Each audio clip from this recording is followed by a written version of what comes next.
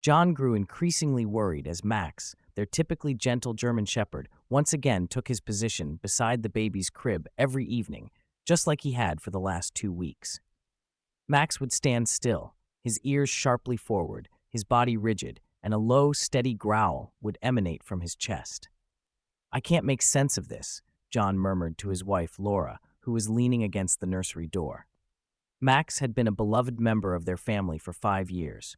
Ever since they brought him home from the shelter, he had always been gentle, especially around neighborhood kids who eagerly stopped to pet him during their evening walks.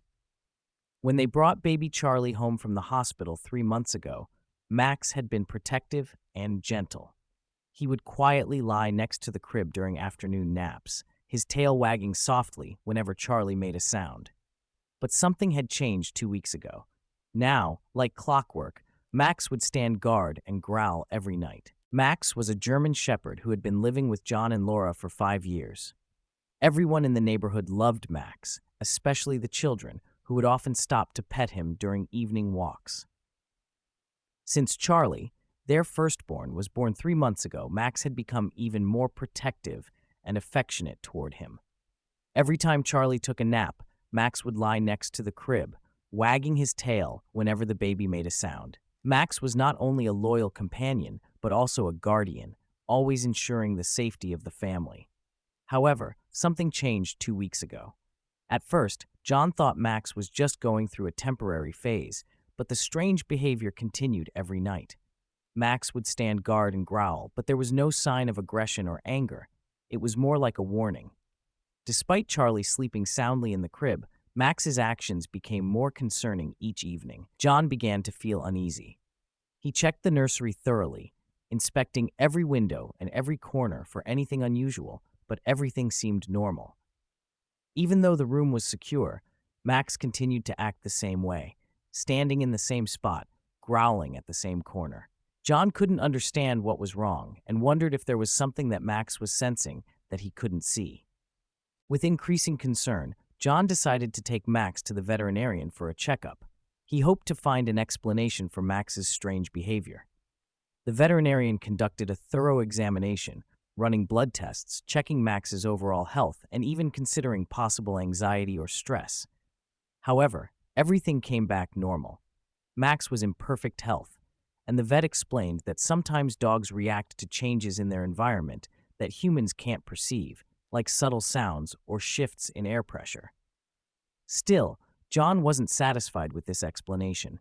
He felt that there was something more that Max was trying to warn them about, but he couldn't figure out what it was. A few days later, after another night of Max standing guard and growling, Laura suggested that they should check the house more thoroughly. "We've overlooked it several times, but maybe there's something we haven't noticed," Laura said thoughtfully one evening after another of Max's strange behavior. John agreed, and the next day he decided to call in a home inspector to take a closer look. They couldn't continue living in uncertainty without knowing what was going on. John was more certain than ever that there was something hidden in the house that Max had sensed, and he was determined to figure it out. The next day, while changing Charlie's diaper, John noticed something unusual. He felt a slight draft near the corner of the room where Max always focused his attention. The draft was barely noticeable, but enough to make the baby mobile spin slightly. John stood up and walked around the room, checking all the windows and cracks, but everything seemed to be in order. He couldn't figure out why Max was always focused on that particular spot. As the days passed, John continued observing Max, trying to find any patterns. He noticed that during the afternoon, when the sunlight streamed through the window, the draft seemed a little stronger. Could this be what was bothering Max? John thought to himself. Dogs are known to be sensitive to changes in their environment, and perhaps Max was reacting to something subtle that the humans couldn't detect. But it wasn't just the draft. Every evening, as the light faded and the temperature dropped, Max's behavior became more intense. The growling would start, even when Charlie slept peacefully. John checked the room thoroughly again, but couldn't find anything out of the ordinary. He was beginning to feel that there was something larger at play, something that was causing Max's behavior, but he just couldn't figure out what it was. In the following days, Laura continued to think about what Max might be trying to warn them about. One evening, when Max once again stood guard in the corner and growled softly, Laura began to suspect that there might be something in the house that they hadn't noticed. "We've checked everything, but maybe there's something we haven't thought of," Laura suggested thoughtfully after yet another instance of Max's strange behavior. "Maybe we should check the house one more time. There could be something making Max anxious." John agreed, and the next day, he decided to call a home inspector to take a closer look. They couldn't continue living with the uncertainty without knowing what was going on. John was becoming more certain that there was something in the house that Max had sensed and was trying to warn them about, and he was determined to figure it out. The next morning, John continued to observe Max's behavior closely and decided to inspect the corner of the room where the dog was always focused. Max remained in his usual position, eyes never leaving the corner, growling more deeply every time something changed. John took a flashlight and climbed up a ladder to examine the ceiling near the area Max was watching. When the light hit the ceiling, John noticed small cracks spreading out from the corner like a web.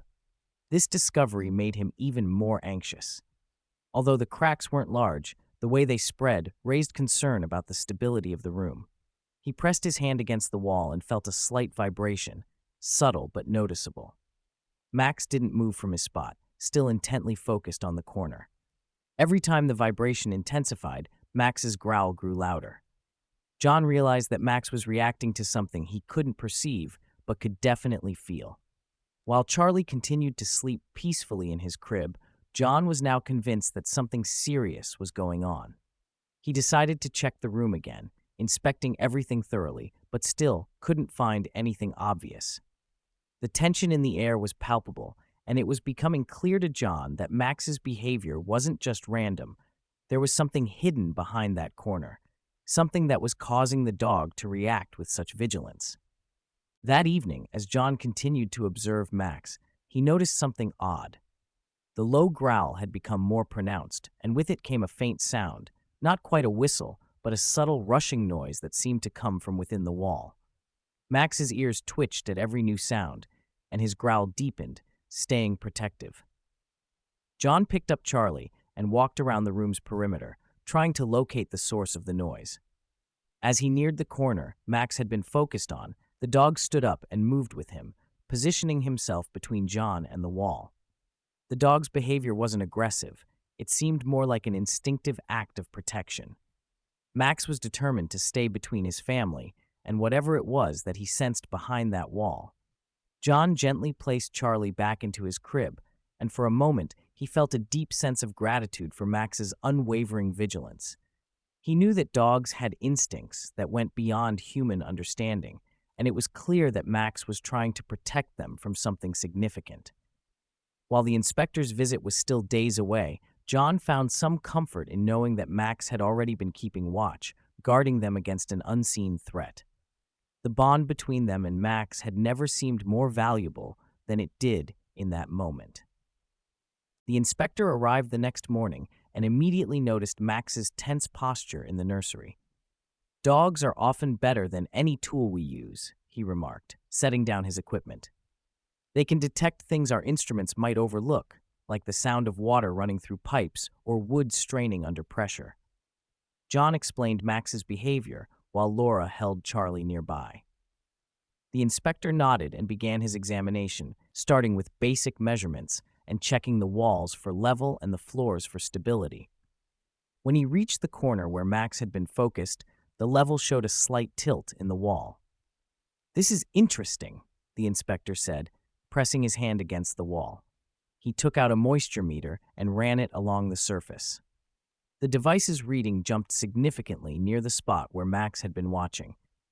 "There's definitely elevated moisture here," he confirmed, pointing his flashlight at the baseboards and revealing a barely visible dark line. Max stayed close during the entire inspection, his eyes never leaving the corner. When the inspector tapped the wall, Max's ears pricked up, and a low whine escaped his throat. It was different from the usual growls, more urgent, as if confirming that someone had finally noticed what he had been trying to warn them about. The inspection continued, with each step revealing more troubling findings. The inspector identified significant water damage on the exterior wall, caused by a failing gutter system.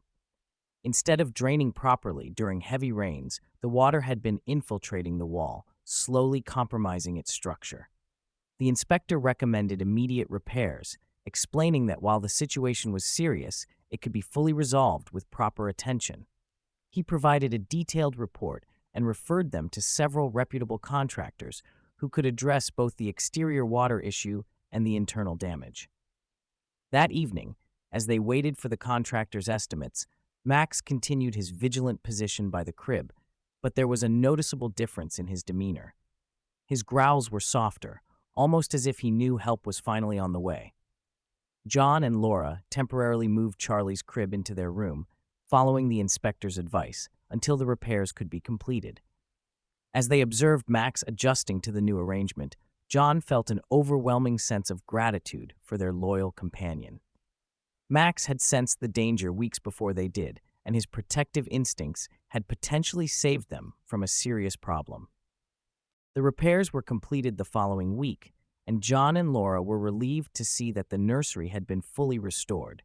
The cracks in the walls had been repaired, the waterproofing system had been installed, and the damaged wooden beams had been replaced with new, sturdy ones. The contractor had also fixed the exterior water issues, ensuring that the gutters were working properly to prevent any future leaks. When the nursery was finally ready, John and Laura moved Charlie's crib back into the room. Both of them watched with bated breath as Max entered the nursery for the first time since the repairs. The dog walked around the room, sniffing carefully at the walls and baseboards, checking for any signs of danger.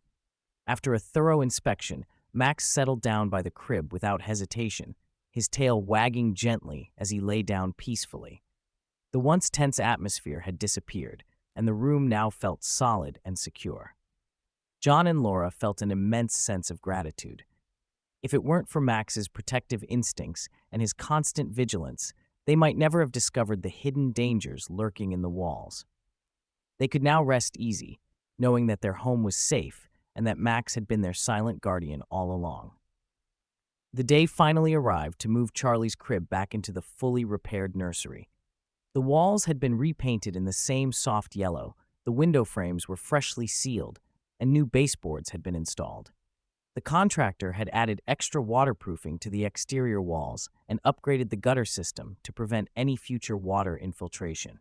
Most importantly, the dangerous rotted beam had been replaced with a sturdy new support beam. John and Laura anxiously watched as Max entered the restored room for the first time. The dog carefully sniffed around the room, paying close attention to the corner that had once concerned him. After thoroughly inspecting every corner, Max finally settled down in his usual spot by the window. He lay down calmly, offering no growls or signs of distress. His composed demeanor was the ultimate reassurance that the danger had passed. That evening, as they placed Charlie back into the crib, the room felt solid and secure. The previous tension was gone, and Max resumed his usual position near the crib, keeping a watchful eye on the baby. The family had come full circle, grateful for the protection Max had provided, knowing they could finally rest easy in their safe, repaired home.